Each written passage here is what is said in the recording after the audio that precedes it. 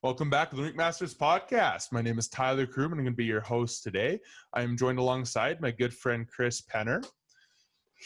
And unfortunately, Noah couldn't be here tonight, so it's just going to be the two of us. We're going to be breaking down the Toronto Maple Leafs. They've had a pretty productive offseason, eh, Chris? Yeah, no, definitely.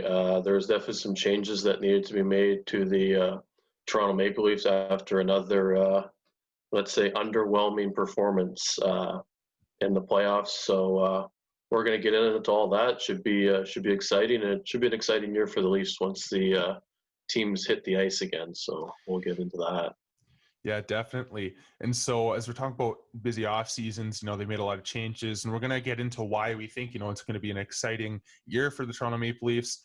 Of course, they brought in Joe Thornton, not quite what he used to be, but you can't deny the experience that he has, and I think he's still a beast on the third line. And that's something that's really important if you're a Toronto Maple Leafs fan. You got to bring that experience into the locker room.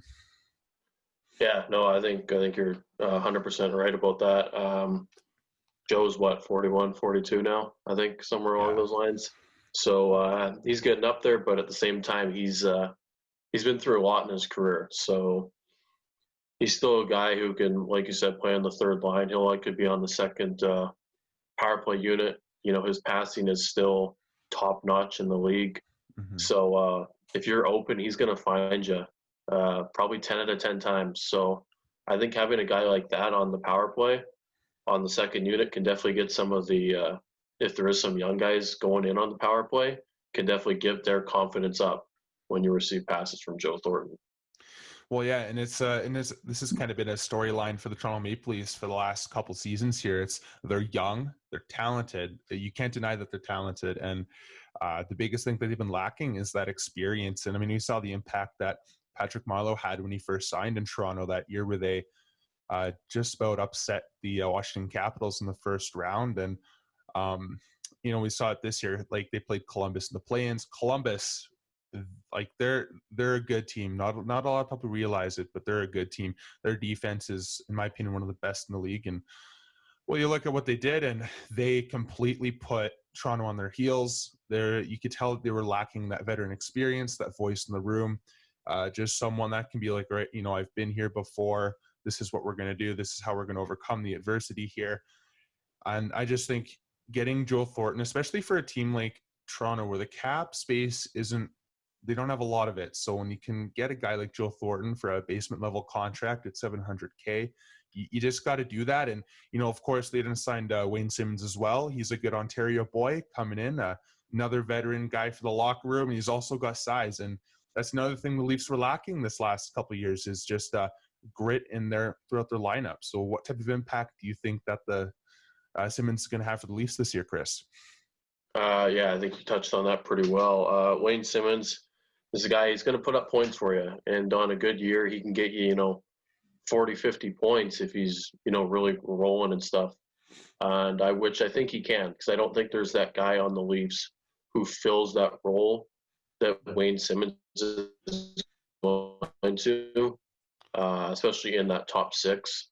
So even though he probably won't be playing in the top six, he definitely fills out that big physical power forward that I think the Leafs have been lacking in the playoffs to get over that hump. When you don't have a guy who can, come in and set the tone first few shifts, get it on the forecheck, lay some hits, put the other team on their heels instead of your own team, I think that makes all the difference. And I also kind of maybe see Wayne Simmonds jumping up to maybe one of the top two wings, whether it is on his offside, playing on the left wing, maybe just to give someone like Matthews and Mitch Marner someone to play with, and then they won't, mess around with those guys, right? And take advantage of them on the ice physically. So I think that could definitely be an option for the Leafs. Yeah, and I like that you brought that up, because the interesting thing I find with Simmonds is, it's not too long ago that he was a really serviceable player for the, for the Philadelphia Flyers. Like, he was a 40-point guy, and of course he goes to at the deadline to Nashville 2 seasons ago, didn't quite fit the mold of that roster, and just wanted out. Signs in Buffalo, and I mean, it's Buffalo. What else are you going to say? Buffalo was an underachieving team pretty much the whole year. His style didn't really fit what they needed, and he didn't really mesh with anyone in Buffalo. When I watched the games, like I didn't see Simmons really fitting in that lineup. When I look at Toronto, I mean, there's potential, and there's a potential for him to play in the top 6 if he can find that click. I mean, we look on the left side right now. We got Zach Hyman and Ilya Mikheyev, and I mean, I look at that, and I'm not necessarily sure if either of those guys can be locks in the top 6 on the left side if a guy like Simmons just can somehow build some chemistry with John Tavares and Austin Matthews. Yeah, no, you're bang on that. So I think Wayne Simmons is a perfect add. Guy who can play in your bottom 6, guy who can play in your top 6. I really do hope he meshes well because I think he's a physical presence the Leafs need for sure. Yeah, definitely. And we're going to move on to their defense a little bit. We're going to talk about some more toughness. They signed Zach Bogosian, who was bought out by Buffalo, so another former Sabre. Signs halfway through the year with the Tampa Bay Lightning, and definitely kind of came into his own in the playoffs again. Of course, he had some limited looks, although he did get some time on the pair with Victor Hedman, which is fun to watch. But he had started laying those hits. He started playing the simple game, and I don't want to say he's going to be a top 4 defenseman for the Leafs, obviously, but he's definitely refound his game a little bit, gained that confidence and swagger, and we're going to see if he can carry that over to the third pairing in Toronto. Yeah, definitely. I think Bogosian brings something the Leafs really haven't had on the blue line, and that's a tough, gritty defenseman that you really don't want to play against, even though he's not that top 4 skill level defenseman. He's a guy that can come out there and really set the presence, even if it's against third or fourth lines or against top lines too, where he can make the top players on the other team feel uncomfortable, coming in on the forecheck and stuff like that. So he could really make the even the breakout easier too when you're laying the forecheck and guys don't want to get in there and get after it for the puck, and he can get in there and get the breakout going so they can go the other way. Well, yeah, and it definitely has such a different feel on the defenseman side, where like when you can have a guy that comes in and when you're trying to defend highly skilled forwards, in the league now it's so fast and a lot of skill. It gets very, very difficult for those forwards to try and break through when you have a guy like Bogosian on the back end who is literally looking to lay you out flat on the ice. And I know Dallas kind of struggled with that in the Stanley Cup playoffs. Some of the younger players, their skilled players were trying to make some moves, and Bogosian was just right there. It's like they just hit a wall. Bogosian just knocked him right down. And we're going to look also at TJ Brodie. Now, you're a Flames fan, so you've seen a lot of TJ Brodie over the years. How do you think TJ Brodie's game is going to complement the Toronto Maple Leafs and maybe potentially help just solidify that top pair with Morgan Rielly? Yeah, no, I was honestly a little sad to see TJ go from Calgary. He was such a great guy, in the community on the ice. He definitely had his moments where it was, facepalm for Brodie, but I think everyone has that. And the thing is with TJ is he's a left shot defenseman, but he's going to play on the right side, and I think he can really complement Morgan Rielly's game. Mm-hmm. He did that with Mark Giordano too. When we had Dougie Hamilton in the lineup, it wasn't really the same for Giordano. He was the guy who had to, stay back more and wasn't able to elevate his game. And you see when they put Brodie on the right side with Giordano had the obviously Norris season he did last season. So I think there's definitely potential for Morgan Rielly to do the same, knowing he has a guy like TJ Brodie on the back end. And TJ Brodie will definitely eat up some minutes on the penalty kill and can probably be on your second power play unit as well. He's got a good shot from the point. Well, not only does Brodie have a really good shot, but he can really move the puck extremely well, and that's definitely Toronto's possession game is going to fit that mold. Now, not to take anything away from Giordano, because he's an excellent defenseman. He won the Norris, but how much credit do you think he has to give TJ Brodie for helping him accomplish winning the Norris? I honestly think a lot, because without TJ Brodie, I think Giordano's offensive numbers definitely would have been down. I think he put close up to 60 or so points. I might be a little off on that, but he definitely put up some numbers. And you always seen when Calgary had a rush, it was Giordano jumping up in the play, making it, say a 4-on-2 or whatever. And I think knowing he had Brodie back there, definitely made the world of a difference. If you still had Dougie Hamilton on that right side, yeah, it ain't happening. So Mhm. I think knowing you have a guy like Brody back there makes a big difference for sure. So I guess you could say the Leafs fans should expect a Norris in Morgan Rielly's near future, eh? I mean, definitely. I mean, Riley's got the potential for sure. So if they can really gel together, then I think the sky's the limit for Morgan Riley for sure. I totally agree.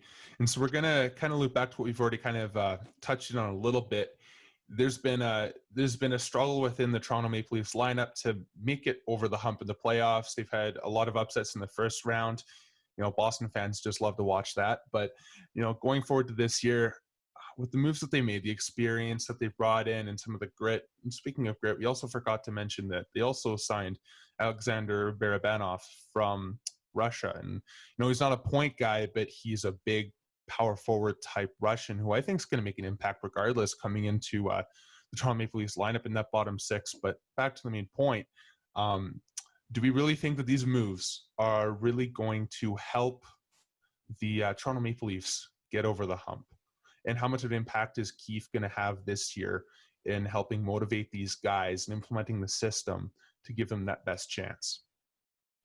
Yeah, I think Sheldon Keefe will do well. I know we're going to touch on him in a little bit, so I won't get too much into that. But looking at the Leafs in the playoffs, there definitely was that physicality and that grit that they really lacked. And you look at the teams they went up against. You look at the Columbus team that knocked them out. You look at the Boston team. What did Boston have? They had grit, and they had guys who could score throughout their lineup. Whether it was the top guys like Marchand, Bergeron, or Pasternak, or it was the bottom six guys, they could all score, but they could also play that physical game. And you look at the Leafs, and can you say the same in those years? You really can't. No. So I think adding some of those guys that you mentioned, I think that can really add that element to their game to elevate them to the next level and hopefully get them to that second, third round of the playoffs where they can really go somewhere. But without four lines scoring and without grit in the playoffs, you ain't gonna go anywhere. And you see all these championship teams. What do they have? They have four lines that could score and they can play that gritty game. So I think if the Leafs can accomplish that with these signings, I think the sky's the limit for their team. So we'll have to see what happens, though. Yeah, definitely. And I'm very interested to see how they're going to play this year. I remember going back to that play-in round against Columbus. Yeah, I'm going back there again. It was in the final game, the elimination game. Toronto's backs are against the wall, and so their top players really started to click, and we started to see the offensive pressure that they really were able to bring upon Columbus. And one's got to think you implement those, the guys that we've just talked about, and we give them that experience. And then, of course, we're going to touch in on Keefe in a little bit here, but one's got to think that this team's close to really just making a push. And I have a feeling that with all of this that we've kind of just gone over, that Toronto, once they get over that hump, I think they're going to be a very hard team to stop en route to the Stanley Cup. Mm-hmm. Yeah, no, I agree. And then one other point, like you said about the offensive pressure that you see in the star players on the Leafs playing in that elimination game, is when you have bottom six guys like they added, I think it makes the top players like Matthews, Marner, Tavares, Nylander, I think it takes some of the pressure off them, knowing they don't have to do absolutely everything for the team, and they could know that they could come off after a shift and not necessarily score, but knowing that the guys coming up next are going to apply that same pressure, and maybe they can be the guys that can pot that goal. So I think having that will really help them. Definitely. And yeah, last but not least, we're going to get on to Sheldon Keefe. So, one of the talking points that me and Chris had really just kind of discussed prior to this episode is how will the Leafs look this year under Keefe? Within the first 20 games of him taking over after the firing of Mike Babcock, in those 20 games, he had 15 wins, 4 losses, and then 1 extra time loss. And that made for best of any Leafs coach in history. So, that's pretty impressive. And then they ended up en route for the 47 games, 27 wins, 15 losses, and 5 extra time losses. If Keefe was there for the whole season, this team wouldn't even be in the play-ins. They'd be in the actual playoffs. Yeah, no, I definitely think that's a good point to make. And that's definitely a positive you can take too as a Leaf fan. You can be like, well, if we did have him for those full 68 games, maybe our result's different. Maybe we play a different team in that first round, Mm-hmm. and who knows where that goes. We might still be sitting here talking about them getting knocked out in the first round, or we could be talking about a nice run they made in the playoffs. We don't know, but I definitely think they made the right move going with Sheldon Keefe because I believe he was with the Marlies before, correct? Yeah, he was. He kind of came up within the Toronto Maple Leafs organization. Yeah, so I think knowing that, I think that makes a world of a difference that he knows some of the players that have come through the system. He's worked with them before. And I definitely think he can, you know, work with them more and excel their game to that next level. So, and I think with Babcock too, he had that old, mentality, kind of how the Wings played, and he fit Yeah, in excellent there, excellent. But with the new look Leafs team and how they want to play the game, that just wasn't going to work. So I think bringing in Sheldon Keefe was a very good decision. absolutely. And Keefe, his methods are definitely what you can consider to be new age. And for a Leafs team that is so young, I mean, they're stars. They grew up in a completely different era. They don't respond to that, hard nosed, just yelling. I mean, people call it mind games. I don't know how in depth or how bad it was. I mean, there's been some cases coming out. There's also players out there that have a lot of high opinions about Babcock, so I don't want to get too deep into that.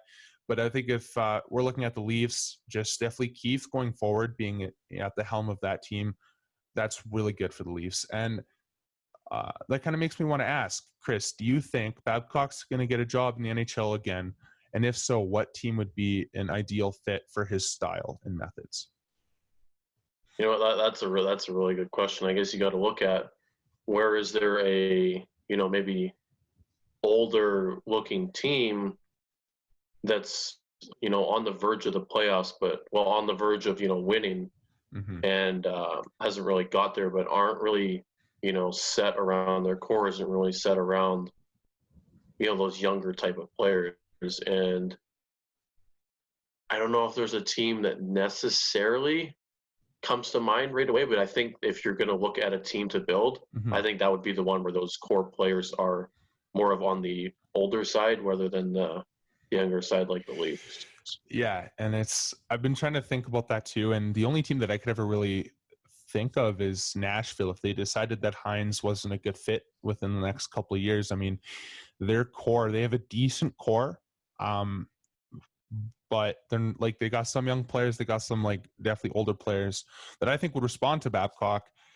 But really, I think that's it. Like outside of Nashville, I can't think of a team that actually fits what Babcock would require to actually successfully come back to the National Hockey League.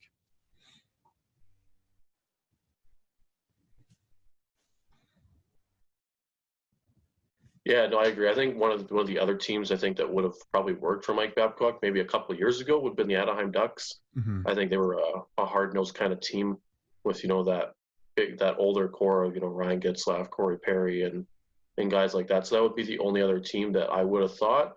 But now since Anaheim's going in that other direction, that's obviously off the table right now. Yeah. So I mean, you could look at Winnipeg too, but they're starting to get younger too, so probably not with them either.